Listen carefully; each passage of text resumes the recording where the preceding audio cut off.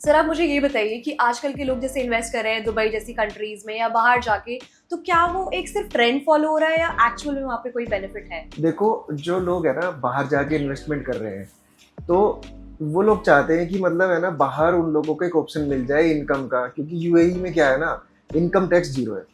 तो उसका बेनिफिट लेना चाहते हैं बहुत सारे लोग।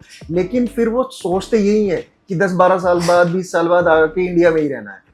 देखो आज की डेट में अगर देखा जाए तो जैसे अब चाइना था, चाइना ने जितने भी इन्वेस्टमेंट उसके इसराइल में हो रहे थे उन सबको रोक दिया, जो ये युद्ध चल रहा है उसकी वजह से।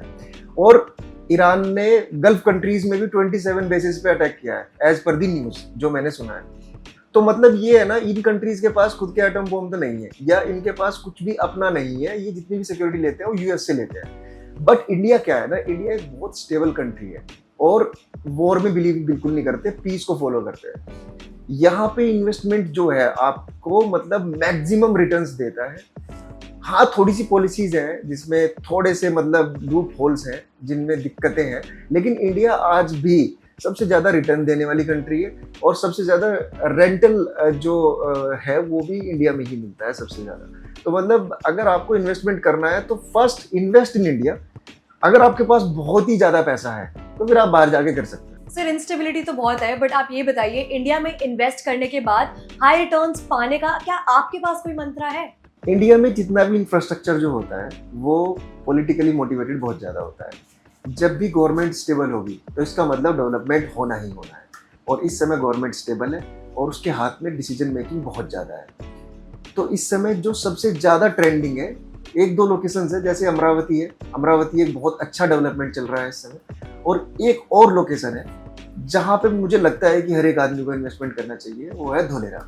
सर आपने अमरावती बताया, फिर आपने धौलेरा पे इतना जोर क्यों दिया? आप नोएडा भी तो बोल सकते थे। देखो, धोलेरा जो है ना वो 1975-80 का है ना, इस समय नोएडा है, जिसको डिजाइन भी हेलक्रो ने किया है, जिस कंपनी ने दुबई को डिजाइन किया था।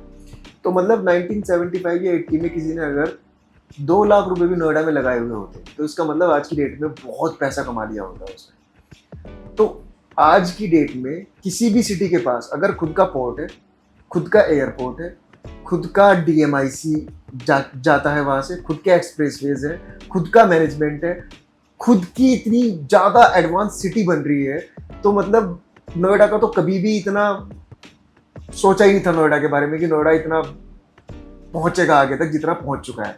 आज की डेट में नोएडा में मतलब बहुत डिमांड है लैंड की और लैंड ही नहीं है। अभी धोलेरा में सबसे अच्छी बात क्या है कि धोलेरा में आप इन्वेस्टमेंट कर सकते हैं 10-12 लाख रुपए से। सर सब चीजें ठीक है, बट नोएडा में आए दिन बुलडोजर चल जाता है, तो आप ये कैसे कह सकते हैं कि 10-12 लाख रुपए हम वहाँ पे लगा दें और फिर उसके बाद भी कुछ ना हो? देखो, धोलेरा में ना, गुजरात में एक्चुअली गुजरात का सीन ही अलग है। गुजरात में कोई भी नॉन गुजराती एग्रीकल्चरल लैंड नहीं खरीद सकता। नोएडा की सबसे बड़ी प्रॉब्लम ये है कि आप नोएडा में लैंड खरीदते हो और उसे बेचना स्टार्ट कर देते हो, और लैंड जो है वो हमेशा एग्रीकल्चरली रहती है। तो ये सबसे बड़ी प्रॉब्लम है। धोलेरा में ये नहीं है। आप अगर लैंड खरीदोगे और आप नॉन गुजराती हो तो आप तभी खरीद सकते हो जब वो नॉन एग्रीकल्चरल हो जाएगी। सबसे पहली चीज जो है वहां पे। दूसरी चीज, आप जब लैंड को यानी प्लॉट बना के बेच रहे हैं तो वो प्लॉट जब बिकता है तो वो ऑलरेडी प्लान पास होता है उसका गांधीनगर से टाउन प्लानर द्वारा। तो उसका प्लान पास हो गया है, लैंड नॉन एग्रीकल्चरल हो गई है, तो ये पूरा लेजिटिमेट सिस्टम है, एक पूरा अप्रूव्ड सिस्टम है जिसमें आप प्लॉट खरीद सकते हैं और जिसमें अप्रिसिएशन भी 100% आएगा।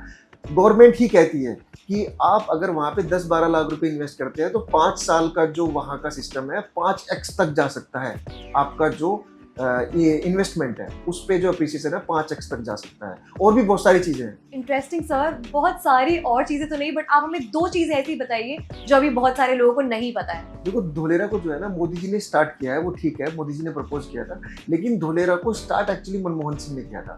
सेंटर का 49% स्टेक है धोलेरा सिटी में, 51% है गुजरात गवर्नमेंट का। नंबर एक बात, एक एसपीवी बनी हुई है, स्पेशल पर्पज व्हीकल, तो उसके थ्रू ये काम होता है पूरा का पूरा, और ग्रांट भी इसकी सेंटर से आती है। अब तो मोदी जी सेंटर में 2009 से वैसे स्टार्ट हुआ था। इसके बाद वहां पे मनमोहन सिंह जी ने ही लैंड ग्रैबिंग एक्ट लगा दिया था। वहां पे आप किसी की भी लैंड पे कब्जा नहीं कर सकते हैं, वो नॉन वेलेबल ऑफेंस माना जाता है। ठीक है। नंबर 3, वहां पे है ना एक और भी एक्ट लगा हुआ है, लैंड पुलिंग एक्ट।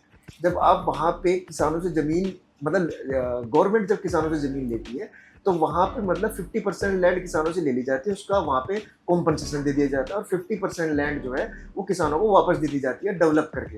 ये बहुत सारी चीज़ें हैं, मतलब वहाँ का जो सिस्टम है बहुत एडवांस है। और तो और अगर आपने वहाँ पे कोई प्लॉट खरीदा है तो उसकी रजिस्ट्री कराने के लिए भी आपको वहाँ पे जाने की जरूरत नहीं है। इतना एडवांस सिस्टम है गुजरात का।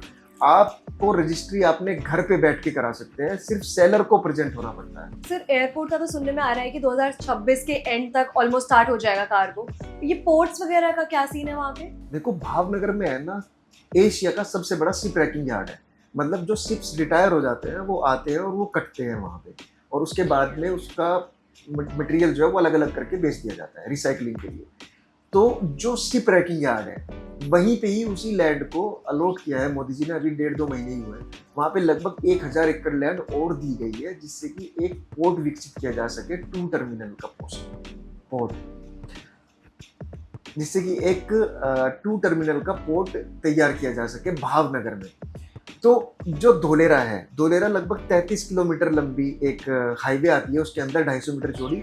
एक तरफ एकदम एयरपोर्ट है जो कि 2026 में स्टार्ट हो रहा है, आपने बताया है, और एक तरफ पड़ेगा पोर्ट जो कि यहाँ से फिर एकदम बराबर नहीं है। तो मतलब कोई भी अगर ऐसी सिटी है जिसके पास ये दोनों चीज़ें हैं, तो मतलब वहाँ पे इंपोर्ट और एक्सपोर्ट करना बहुत आसान है।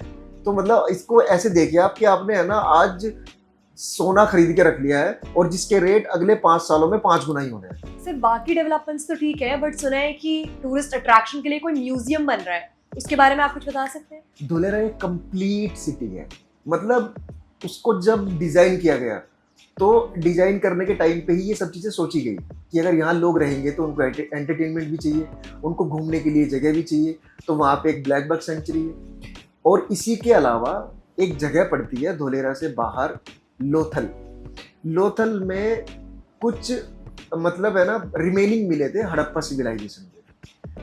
तो एक पूरा का पूरा बहुत मतलब एशिया का सबसे बड़ा म्यूजियम बनाया गया है, मैरीटाइम म्यूजियम, जो लगभग अप्रैल 2026 में उसका काम कंप्लीट हो जाएगा।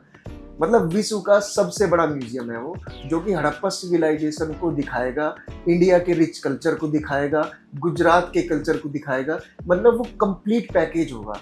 और मैं अभी रिसेंटली गया था 2.5-3 महीने पहले। एक तो जब भी मैं जाता हूँ वहाँ पे कुछ ना कुछ तो बड़ा हो जाता है। तो जब मैं गया था अभी, तो मैंने खुद वहाँ के जो वर्कर्स थे उसको टाटा ही बना रहा है, तो उनसे पूछा था मैंने कि भाई कब तक हो जाएगा, तो लगभग कंप्लीट ही लग रहा था और मार्च अप्रैल में स्टार्ट हो जाएगा।